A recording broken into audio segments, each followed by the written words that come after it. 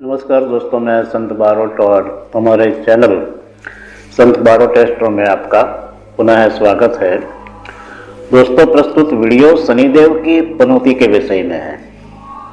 न्याय के देवता शनिदेव दिनांक 17 जनवरी 2023 को कुंभ राशि में गोचर करेंगे और उनका ये गोचर कुंभ राशि में गोचर दिनांक 29 मार्च 2025 तक रहेगा। इस गोचर के दौरान जल तत्व की तीनों राशियां जैसे कि कर्क, वृश्चिक एवं मीन को पनौती आरंभ होने जा रही है, जिसमें कर्क और वृश्चिक राशि को डैया अर्थात छोटी पनौती जिसे हम कहते हैं और मीन राशि को साढ़े साती का प्रथम चरण आरंभ होगा।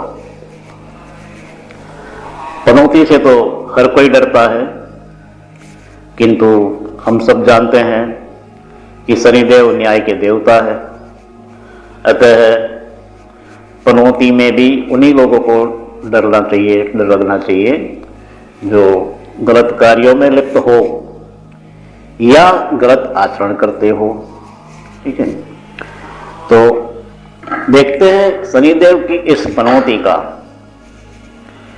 क्या प्रभाव पड़ेगा इन तीनों राशियों पर। सर्वप्रथम कर्क राशि की बात करते हैं तो कर्क राशि के जातकों के अष्टम भाव में शनिदेव का गोचर होगा। अब कर्क राशि अष्टम भाव है, कर्क राशि के इसमें शनिदेव का गोचर, तो दुर्घटना एवं गंभीर बीमारी से सावधान रहने की आवश्यकता है इन जातकों को। आर्थिक स्थिति भी बिगड़ सकती है क्योंकि अष्टम भाव से शनिदेव की दृष्टि द्वितीय भाव पर भी होगी। द्वितीय भाव परिवार का भी है, तो कलह तथा विवाद की संभावना है परिवार में, और नौकरी में भी तकलीफ या विवाद हो सकता है कर्क राशि के जातकों को। व्यवसाय में भी हानि की संभावना है, और जो जातक नौकरी कर रहे हैं तो उनके लिए ये भी संभावना है कि उनके खिलाफ कोई इंक्वायरी हो, कोई कार्रवाई वगैरह हो सकती है, ये भी संभावना है। इसके अतिरिक्त कर्क राशि के जातकों को अपनी फूड हैबिट्स का भी ध्यान रखना होगा। फूड हैबिट्स की वजह से भी उनको कोई तकलीफ परेशानी हो सकती है, बीमारी हो सकती है। अच्छा, मानसिक अशांति, प्राइवेट पार्ट्स की भी रोग हो सकते हैं, सर्जरी की भी संभावना यहाँ पे दृष्टिगोचर हो रही है। और किंतु कुछ जातकों को पैतृक संपत्ति का लाभ मिल सकता है, पैतृक संपत्ति प्राप्त हो सकती है शनिदेव के इस गोचर के दौरान। इसके अतिरिक्त कुछ जातक को ऑकल्ट साइंस की तरफ भी उनकी रुचि उत्पन्न हो सकती है, ज्योतिष शास्त्र आदि। अच्छा, अब शनिदेव की पंचम भाव में भी दृष्टि होगी तो विद्यार्थी जातकों के लिए भी कठिन समय है, उनको कठोर परिश्रम करना होगा एक्सपेक्टेड रिजल्ट्स के लिए।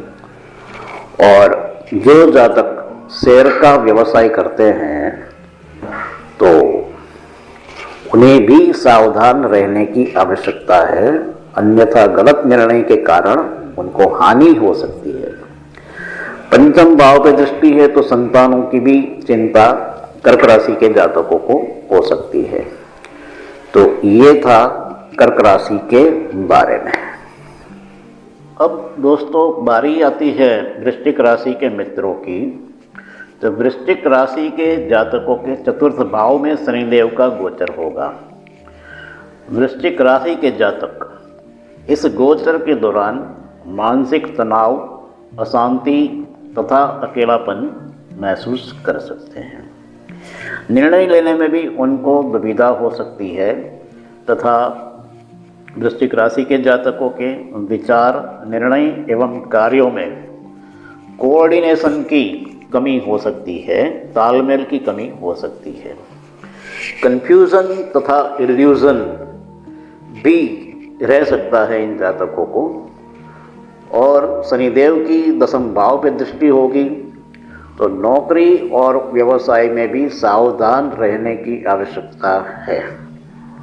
इसके अतिरिक्त प्रॉपर्टी तथा वाहन के क्रय विक्रय या प्रॉपर्टी को किराए पर लेने या देने जैसी बातों में भी वृश्चिक राशि के जातकों को सावधानी बरतने की आवश्यकता है। इन जातकों को अपनी माता से मनमुटाव हो सकता है तथा माता के साथ मिसअंडरस्टैंडिंग हो सकती है। माता के स्वास्थ्य पर प्रतिकूल प्रभाव भी पड़ सकता है। तो शनिदेव के इस गोचर के दौरान वृश्चिक राशि के जातकों के लिए स्थान परिवर्तन की भी संभावना यहाँ पे दृष्टिगोचर हो रही है। अर्थात वो किसी दूसरे स्थान पे, एक शहर से दूसरे शहर या एक राज्य से दूसरे राज्य भी जा सकते हैं अपने व्यवसाय के लिए, नौकरी के लिए या अन्य किसी कारण से। ठीक है। अब मीन राशि की बात करते हैं। तो मीन राशि के जातकों को शनि का ये गोचर होगा 12वें भाव में होगा। 12वां भाव यानी कि व्यय भाव है, तो व्यय में वृद्धि होगी। मीन राशि के जातकों के इनकम की तुलना में, उनकी आय की तुलना में व्यय अधिक होंगे और उसी के कारण उनकी आर्थिक स्थिति असंतुलित हो सकती है। कुछ जातकों की आय भी बंद हो सकती है, उनकी इनकम बंद हो सकती है, ऐसी भी संभावना है। और व्यवसाय में जो जातक है तो व्यवसाय में हानि या फिर मंदी भी आ सकती है। कुछ जातकों को लीगल प्रॉब्लम्स भी आ सकती है, कुछ कानूनी समस्याएं आ सकती है, मुकदमे आदि की भी संभावना है। और कोई बड़ा फाइनेंशियल रिस्क या इन्वेस्टमेंट मीन राशि के जातकों को सोच समझकर लेना चाहिए, क्योंकि व्यय भाव में शनिदेव का गोचर है। इसके अतिरिक्त उनके स्वास्थ्य पर प्रतिकूल प्रभाव पड़ सकता है, जिसके कारण ट्रीटमेंट पर भी बहुत व्यय होने की संभावना है। और मीन राशि के जातकों के संबंध भी बिगड़ सकते हैं, जिनसे आप उम्मीद करेंगे वो लोग शायद आपके काम न भी आए, ऐसा भी है। और व्यय भाव में शनिदेव है तो व्यर्थ भ्रमण भी हो सकता है, व्यर्थ यात्राएं हो सकती है। अर्थात जिस उद्देश्य से हम यात्रा करते हैं वो उद्देश्य शायद पूर्ण न हो, सफल न हो, ऐसा भी लग रहा है यहाँ पे।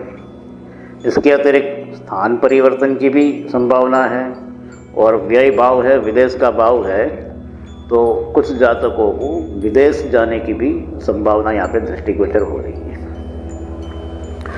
क्योंकि धन भाव पे शनिदेव की तृतीय दृष्टि होगी तो बचत का पैसा भी खर्च हो सकता है। यानी कि आपने जो पैसा अभी तक बचाया हो किसी भी रूप में, चाहे एफडी हो, शेयर हो या किसी अन्य प्रकार का इन्वेस्टमेंट हो, गोल्ड हो, तो वो पैसा व्यय हो सकता है मीन राशि के जातकों। तो बैंक बैलेंस जो है उनका जो है उसमें भी कम हो सकता है बैंक बैलेंस। और परिवार का भाव है सेकंड हाउस, तो परिवार में अशांति और विवाद बढ़ सकता है। रिपु भाव पे भी दृष्टि है तो शत्रु भी परेशान कर सकते हैं, कर्ज भी लेना पड़ सकता है। और ये है कि व्यय भाव में शनिदेव का गोचर है तो कुछ जातकों को मल्टीनेशनल कंपनी में जॉब की ऑफर आ सकती है, जॉब मिल सकती, ऐसी भी संभावना यहाँ पे दृष्टिगोचर हो रही है। इसके अतिरिक्त मीन राशि के जातकों के बनते हुए कार्य भी बिगड़ सकते हैं, एकदम अंतिम क्षण में, लास्ट मोमेंट में बिगड़ सकते हैं, ऐसा भी यहाँ पे दृष्टिगोचर हो रहा है।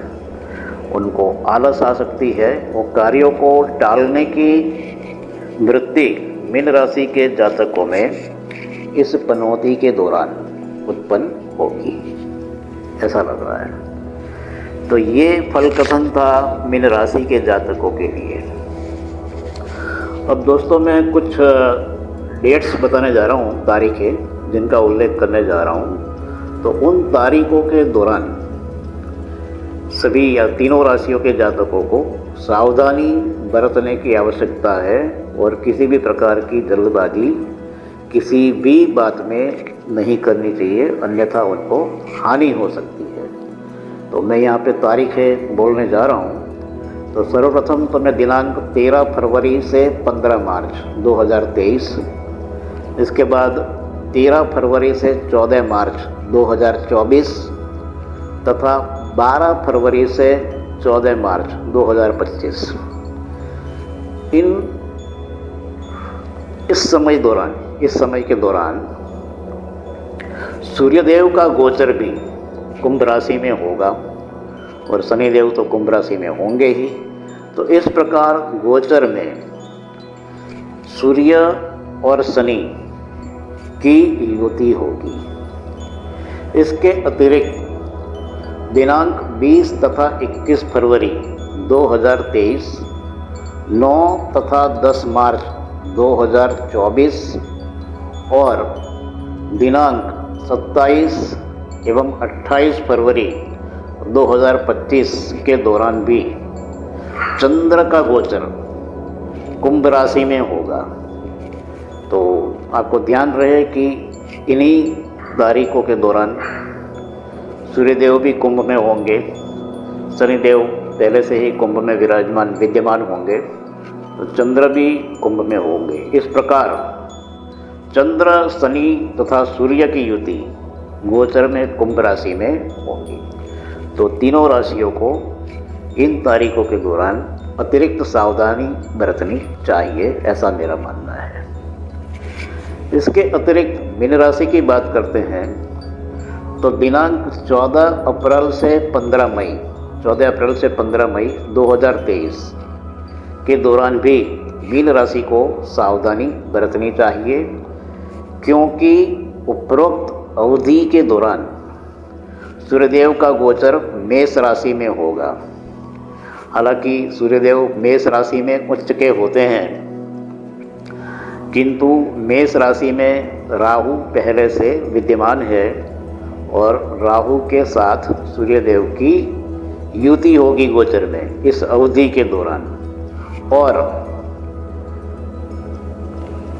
उन दोनों पर शनि देव की तृतीय दृष्टि भी रहेगी।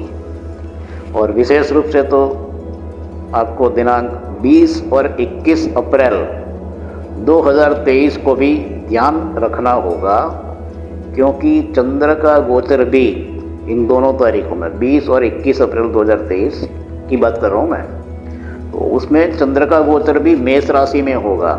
तो अब आप देखिए, मेष राशि में राहु पहले से विद्यमान है, चंद्र और सूर्य का भी गोचर उसमें हो जाएगा, और इन तीनों पर शनिदेव की भी तृतीय दृष्टि भी रहेगी। तो इन तारीखों के दौरान जातकों को सावधानी रखने की आवश्यकता है।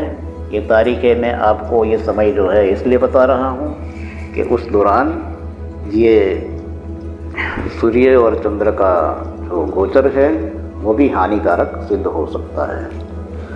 तो दोस्तों, अब मैं आपको एक और बात बताने जा रहा हूँ कि शनिदेव हमेशा बुरे परिणाम नहीं देते हैं, अतएव पनौती से किसी को घबराने की आवश्यकता नहीं है। शनिदेव यदि आपकी पत्रिका में उच्च के हैं यानी कि तुला के हैं, या स्वग्रही है, स्वग्रही यानी कि मकर के या कुंभ के शनिदेव है, और विशेष रूप से यदि केंद्र या त्रिकोण में हो, या मित्र राशि में हो, मित्र के घर में हो, तो भी पनौती से आपको अधिक घबराने की आवश्यकता नहीं है, क्योंकि ऐसे जातकों को भी संघर्ष के पश्चात शनिदेव सफलता दिलवा सकते हैं।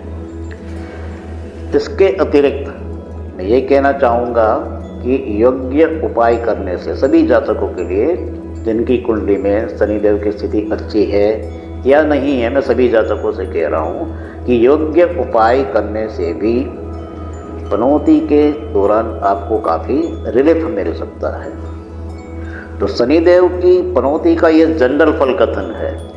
अतः कोई भी निर्णय लेने से पूर्व और कोई भी कदम उठाने से पूर्व मैं सभी जातकों से अनुरोध कर रहा हूँ कि आपकी पत्रिका में शनिदेव की स्थिति तथा अन्य ग्रहों योगों आदि का अध्ययन करना चाहिए। केवल इसी फल कथन को आधार मानकर आपको किसी भी प्रकार का निर्णय नहीं लेना चाहिए। वीडियो देखने के लिए बहुत बहुत धन्यवाद। यदि आपको वीडियो अच्छा लगे तो लाइक करें, सब्सक्राइब करें। बहुत बहुत धन्यवाद आप सबका, बहुत बहुत धन्यवाद।